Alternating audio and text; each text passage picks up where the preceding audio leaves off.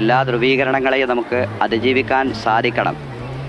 അതല്ലെങ്കിൽ നമ്മുടെ കേരളത്തെ മോശമായിട്ട് ചിത്രീകരിക്കാനുള്ള ശ്രമങ്ങൾ എവിടെയെന്നെങ്കിലും ഉണ്ടാകുന്നുണ്ടെങ്കിൽ കേരളം ശ്രീനാരായണ ഗുരു പറഞ്ഞതുപോലെ ജാതിഭേദ മതദ്വേഷം ഏതുമില്ലാതെ സർവരും സോദരത്വേന വാഴുന്ന മാതൃകാസ്ഥാനമാണിത്.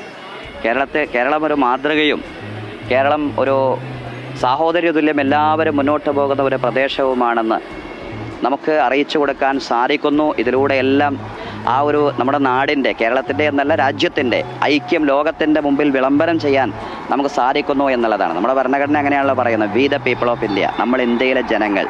അപ്പോൾ നമ്മൾ ഇന്ത്യയിലെ ജനങ്ങൾ ഒറ്റക്കെട്ടാണ് എന്നുള്ള ആ ഒരു വലിയ ചിന്ത ലോകത്തിന് പകർന്നു നൽകാൻ നമുക്ക് സാധിക്കുന്നു എന്നുള്ളതാണ്. മുത്തുമണിയെ റിയൽ കേരള സ്റ്റോറി എന്ന് പറഞ്ഞാൽ ഇന്ന് തിരുവനന്തപുരത്താണ്. ആദ്വാൽ പൊങ്കലിന് വന്ന എല്ലാവർക്കും വേണ്ട സൗകര്യങ്ങളും സെറ്റപ്പുകളും എല്ലാം ചെയ്തു കൊടുത്തത് പാളയം ഇമാമ്. തകർത്തില്ലേ? പൊളി വൈബ്. ശരിന്നാ.